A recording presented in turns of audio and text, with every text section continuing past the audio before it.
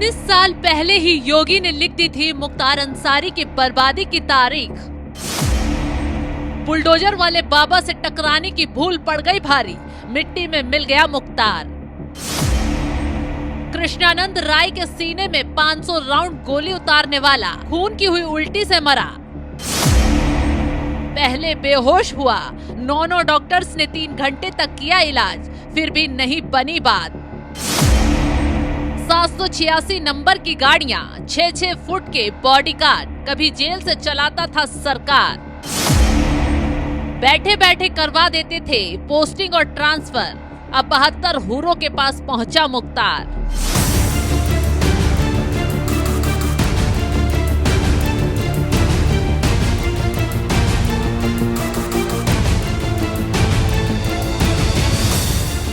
मुख्तार की कहानी की हर लाइन में खौफ की बोली और गोली की आवाज है।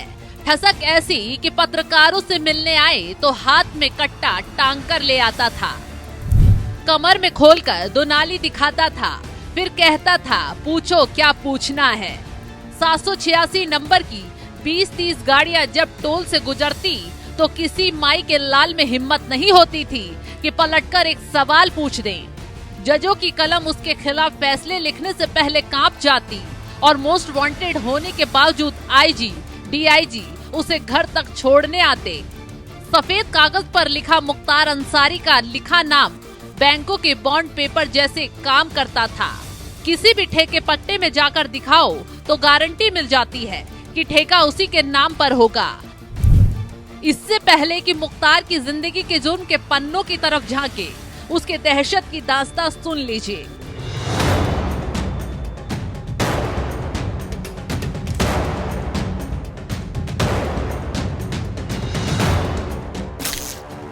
जून 1963, जगह गाजीपुर का यूसुफपुर गांव। एक स्वतंत्रता सेनानी के घर में जब बच्चे की किलकारी गूंजी तो पूरे मोहल्ले को मिठाई बांटी गई। दादाजी का नाम था डॉक्टर मुख्तार अहमद अंसारी, जो महात्मा गांधी के साथ आजादी के आंदोलन में शिरकत कर चुके थे।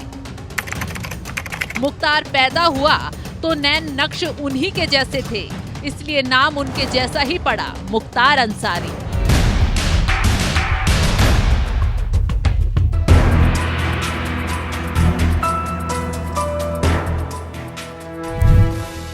सिर्फ 23 साल की उम्र में मुख्तार अंसारी पर पहली बार मुकदमा दर्ज हुआ।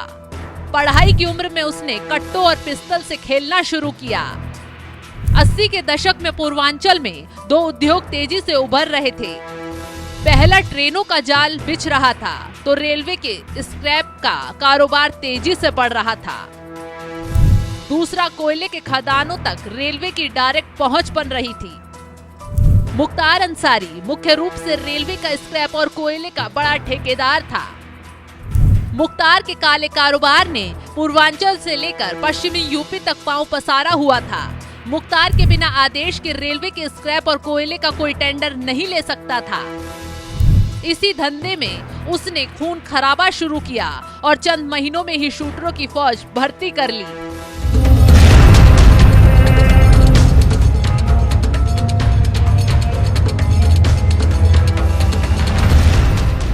ये वो दौर था जब राजनेता भी अपराधियों, माफियाओं के आगे शरणागत ही नजर आते थे। मुख्तार धीरे धीरे सत्ता पर भी अपनी पकड़ बनाता रहा। ये वो दौर था जब बहुजन समाज पार्टी यूपी में तेजी से उभर रही थी। मुख्तार लगातार कानून और आग दोनों से खेल रहा था। उसे ये बात अच्छे से समझ में आ चुकी थी कि बचना है तो सफेद कॉलर वाला बनना ही पड़ेगा। मुख्तार ने पहली बार 1996 में बसपा से टिकट हासिल कर लिया और यहाँ से उसका राजनीतिक जीवन शुरू हुआ। इसके बाद वो मऊ से लगातार जीत हासिल करता रहा। 26 साल के राजनीतिक जीवन में मुख्तार 2017 में आखिरी बार मोदी लहर के बावजूद विधानसभा चुनाव जीतने में सफल रहा, लेकिन ये उसकी आखिरी जीत साबित हुई।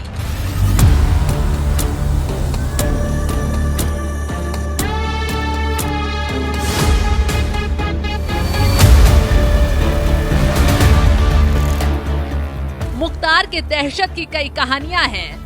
उन्हीं में से एक कहानी है 2002 से 3 की, इलाज के बहाने जेल से निकला मुख्तार सीधे पहुंचा डीजीपी ऑफिस और आईजी को जबरन गले लगाया और थमा दी 250 पुलिस वालों की ट्रांसफर लिस्ट। मायावती के दौर में मुख्तार अंसारी सत्ता के पाले गए सफेद पोशों के संरक्षण में चला गया। माननीयों की जी हुजूरी के बदले उन्हें मुख्तार की आर्मी सुरक्षा देती थी। कहते हैं मुख्तार का ये एक ऐसा नेटवर्क था जिसका मुख्यालय खुद लखनऊ की सेंट्रल जेल थी। मायावती के उस दौर में मुख्तार की सियासत का रसूख ऐसा था कि लखनऊ से मऊ तक पुलिस से लेकर आबकारी विभाग तक के ट्रांसफर मुख्तार अंसारी की लिखी एक सादी पर्ची पर भी हो जाते थे। लखनऊ में उन दिनों ऐसी ही हनक में विधायकों के आवास यानी दारुल सफा से टाइप सेंटरों पर सैकड़ों चिट्ठियां टाइप हो जाती थी। 2000 के बाद का ये वक्त मायावती के शासनकाल का दौर था। तब उन दिनों मुख्तार लखनऊ की जेल में था और बीएसपी के कोटे का विधायक भी। जलवा ऐसा था कि ट्रायल के बीच जेल में बंद मुख्तार इलाज के बहाने लखनऊ के केजीएमयू से निकला और पूरा लाव लश्कर एम्बुलेंस के साथ गया। मुख्तार को यूं तो नियम के मुताबिक जेल वापस जाना था, लेकिन काफिला लखनऊ के डीजीपी दफ्तर की ओर मुड़ गया। एक सजा याफ्ता कैदी डायरेक्ट उस स्टेट के डीजीपी से मिलने पहुंच गया। सैकड़ों समर्थकों और कुछ पुलिसकर्मियों के लिए गाड़ी डीजीपी ऑफिस के गेट पर रुकी। मुख्तार गाड़ी से नीचे उतरे और दोनों हाथ ऊपर कर अंगड़ाई ली। चारों ओर देखा, फिर भीड़ के साथ अंदर प्रवेश कर गए। मुख्तार भले जेल की कैद में थे, लेकिन रिकॉर्ड ऐसा था कि गेट पर एसपी और डीआईजी रैंक के अफसर रिसीव करने पहुंचे थे। डीजीपी दफ्तर के गेट पर किसी भी पुलिस वाले की इतनी हिम्मत नहीं हुई कि वो तब के वांटेड मुख्तार को रोक सके और ये कह दे कि रजिस्टर में साइन कर दो साहब। उस वक्त के आईजी के केबिन में पहुंचकर मुख्तार ने पीछे हाथ बढ़ाया और 250 पुलिसकर्मी की एक लिस्ट निकालकर टेबल पर जोर से मार डाली। फिर मुस्कुराते हुए आईजी साहब को उसने लिस्ट पकड़ाई और फिर समर्थकों के साथ गेट की ओर चला गया।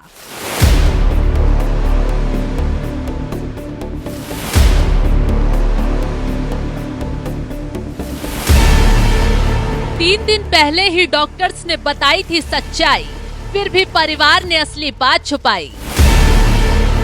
मुख्तार की मौत पर उसका परिवार बार बार झूठ क्यों बोल रहा है? 3 दिन पहले ही डॉक्टर्स ने सारी सच्चाई बता दी थी, जिसे परिवार नहीं बता रहा। कहा जा रहा है कि मुख्तार को यूरिन इन्फेक्शन था। 3 दिन पहले जब आधी रात को उसे अस्पताल लाया गया, तभी डॉक्टरों ने उसके बचने की उम्मीद ना के बराबर बताई थी। खैर, मुख्तार के पाप का घड़ा भर चुका था और जब ये घड़ा फूटा तो अंत बहुत दर्दनाक हुआ। मुख्तार पर आप क्या कहेंगे? हमें कमेंट बॉक्स में जरूर बताएं।